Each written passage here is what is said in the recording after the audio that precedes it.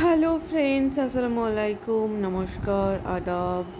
তো এটা ছিল আমাদের ঈদের দিন ছেলে বদমাশি করছে। আমরা বাড়ি গেছিলাম, চিনার পার্কের বাড়িতে গেছিলাম জাস্ট নামাজটুকু পড়ার জন্য আর কি। গিয়ে দেখলাম এই যে আমার এই 2022 সালের লাগানো এই গাছ, কি সুন্দর একটা মানে এক থোকা কুড়িয়ে এসছে, তার মধ্যে একটা ফুলও হয়েছে। মনে হচ্ছে এমনভাবে তাকিয়ে আছে দরজার দিকেই, আমার জন্য ওয়েট করছে আর কি। তো সেসব ফটোশ্যুট করলাম, করার পরে এগুলো নামাজ পড়ার পরে আর কি। হাজব্যান্ড আর বাচ্চা গেছিলো মসজিদে নামাজ পড়তে, আমি বাড়িতেই পড়ে নিলাম।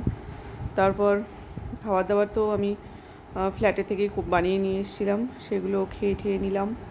নেওয়ার পরে নিচের গার্ডেনটাতে একটুখানি গেলাম, সেখানে দেখছি প্রচুর, এই যে আমার গন্ধরাজ লেবু গাছটাতে প্রচুর লেবু হয়েছে এরকম ছোট ছোট। হাজব্যান্ড আবার দুটো তুলে নিয়ে এলো, রস হয়েছে কিনা দেখতে, মানে দেখে মনে হচ্ছে রস হয়নি, কিন্তু সত্যি দেখছি ফোটা ফোটা রস পড়ছে যখন কেটে চিপছি। তারপরে এই যে আমার ছোট্ট গার্ডেনটা এখন অযত্নে পড়ে আছে, কি আর করা যাবে। তো ওই অ্যাভোকাডো গাছটা চারিদিকে এমনভাবে ছড়িয়ে যাচ্ছে যে ওটাকে গুটিয়ে হাজব্যান্ড একটু বেঁধে দেওয়ার ব্যবস্থা করছে আর কি। আর এই তো লেবু গাছে প্রচুর লেবু এসছে, এদিক সেদিক ভর্তি হয়ে আছে। আর এখানে মানে কেউ গাছ পাচে বাইরের লোকজন হাতও দেয় না।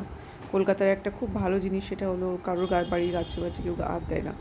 আর এই যে আমার সজনে গাছটার পুরো গোড়া পর্যন্ত কেটে দেওয়া হয়েছিল, তারপরে আবার দেখছি সরু হয়ে ডাল গজিয়েছে।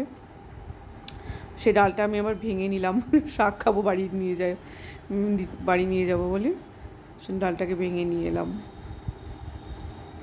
আর এই যে এটা হচ্ছে পৃথিবীর অষ্টম আশ্চর্য, দেখতে পাচ্ছ কি, একটা সজনের ডাল পাশের কাঁঠাল গাছে আটকে আছে, কাটা ডাল আর কি, এবং সেই ডালটায় দেখো ডাটা ধরেছে কীরকম।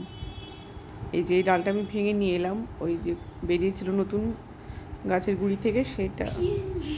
এই ডালটা আমার ওই সজনে গাছটা আমি যখন কেটেছিলাম প্রায় 3 মাস আগে, 3-4 মাস, তো তখন এই ডালটা কেটে মানে ওই পাশের কাঁঠাল গাছটাতে আটকে গেছিলো বলে আমরা নামাইনি এই যে গুঁড়িটা। তো এক মাস পরে দেখছি তো ওই সজনে ফুল আসার টাইমে, এবং সেই ফুল থেকে ডাটা হয়ে ডাটা আবার অলরেডি মোটা হয়ে গেছে ডালে।